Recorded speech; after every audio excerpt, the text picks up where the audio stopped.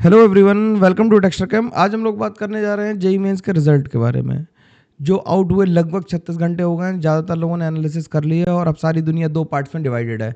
ऐसे बच्चे जिन्होंने जेई एडवांस के लिए क्वालिफाई कर लिया और ऐसे बच्चे जिन्होंने जेई एडवांस के लिए क्वालिफाई नहीं किया है। दोनों के लिए इस वीडियो में बात होगी। 8 से 10 मिनट बात करूंगा यार, थोड़ा सा समय लूंगा तुम्हारा, लेकिन तुम्हारे मतलब की बात होगी और बहुत काम की बात होने वाली है। इसलिए वीडियो को पूरा 1.2x 1.5x पे सब भी सुन सकते हो, लेकिन पूरा सुन जरूर लेना, तुम्हारा फायदे की बात है, ठीक है। और कमेंट करके ये भी बताना कि इसमें और क्या तुम्हें चाहिए और क्या ज़रूरत है, वो मैं बिल्कुल तुम्हें प्रोवाइड कराऊंगा, ठीक है। तो अगर मैं बात करूं कि जेई मेंस रिजल्ट में दो काम हुए हैं कि कुछ लोग जो क्वालिफाई कर गए और कुछ लोग जो क्वालिफाई नहीं कर पाए। तो पहले बात करते हैं जो क्वालिफाई कर गए हैं। अगर जो क्वालिफाई किए हैं तो परसेंटाइल पहले से ही बहुत हाई आया है, 93.23 परसेंटाइल पे ही क्वालिफिकेशन आया है जनरल कैटेगरी में।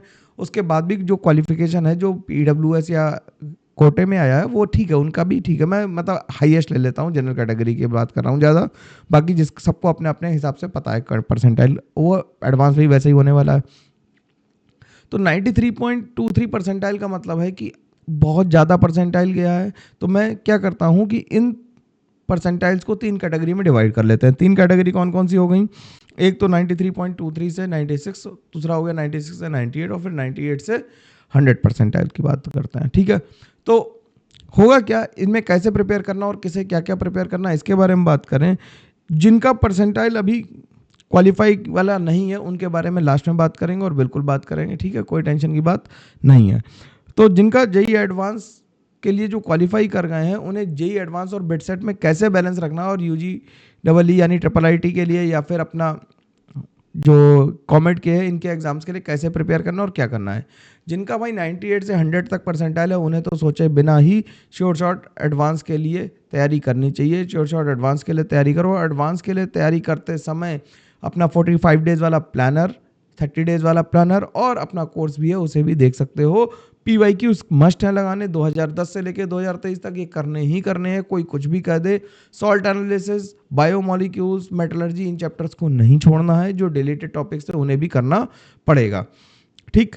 अब जिनका परसेंटाइल 96 से 98 के बीच में है, यार तुम लोगों के लिए एडवांस में तुम ये अपने आप को एस्टिमेट करो कि हमारी कैलकुलेशन स्किल्स, हमारी प्रॉब्लम सॉल्विंग स्किल्स क्या एडवांस को मैचअप करती हैं या बिट सेट को मैचअप करती हैं।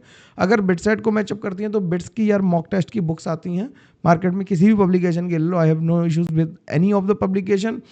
तो उन बुक्स को लेके हफ्ते में 2 पेपर बिट सेट के 3 घंटे का टाइम लगा के लगाना शुरू करो, और कोशिश करो कि 130 के 130 क्वेश्चन सही कर पाओ, जिससे 12 क्वेश्चन 13 क्वेश्चन जो एक्स्ट्रा मिलते हैं वो भी तुम ले पाओ, ठीक है। एक्स्ट्रा क्वेश्चंस के फेयर में कभी भी ये मत करना कि निगेटिव कर दो, क्योंकि ऑप्शन चेंज करने का ऑप्शन नहीं है उसमें, ठीक। एक बार तुमने एक्स्ट्रा क्वेश्चन मांग लिए तो लॉक हो जाता है बाकी पेपर। तो वो मत करना, पहले 190 130 क्वेश्चंस पे ही फोकस करो। और एडवांस के लिए तैयारी में जुटे रहो। एडवांस के भी एक एक मॉक टेस्ट हफ्ते में देते रहो और एडवांस प्रॉब्लम सेट पे लगे रहो। हो सकता है तुम्हारा एडवांस प्रॉब्लम सॉल्व करने का जो एप्टीट्यूड हो वो मेन से ज़्यादा हो। अगर मेन से ज़्यादा है तो बिल्कुल तुम्हें एडवांस की तैयारी करनी चाहिए।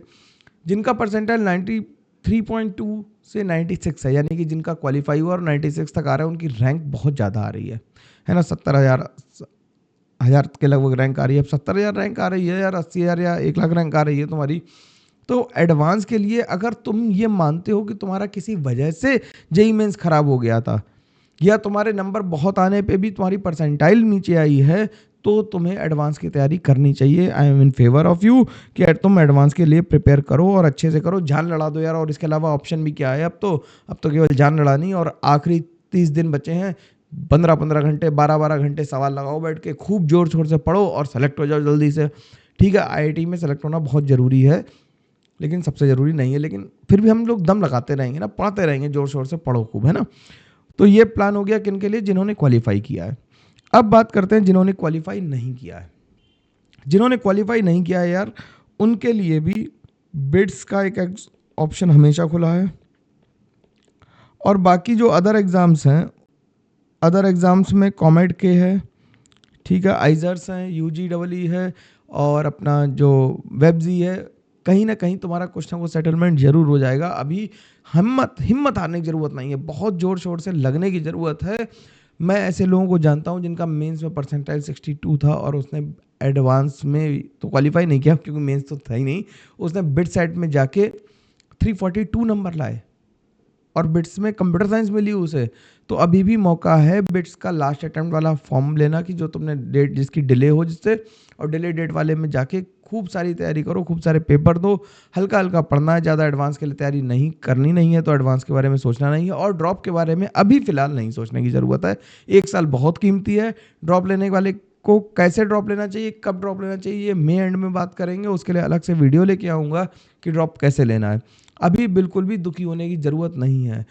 बस अभी जो रिजल्ट आया है उससे केवल एक ही चीज़ पता लग रही है कि जितनी हमने एफर्ट्स लगाई थी उतनी काफ़ी नहीं थी। तुम लायक हो या नालायक हो इसके बारे में बात नहीं है। बात यह है कि जो एफर्ट्स अभी लगाई गई वो सफिशिएंट नहीं थी फॉर द करंट ईयर, क्योंकि कंपटीशन बढ़ा और तुम्हारी जो एफर्ट्स थी वो लास्ट ईयर के हिसाब से तो हो सकता है अच्छी हो, लेकिन इस ईयर मैचअप नहीं कर पाई क्योंकि बाकी लोगों ने और ज़्यादा मेहनत कर ली। रिलेटिव ग्रेडिंग का एक ये नुकसान होता है।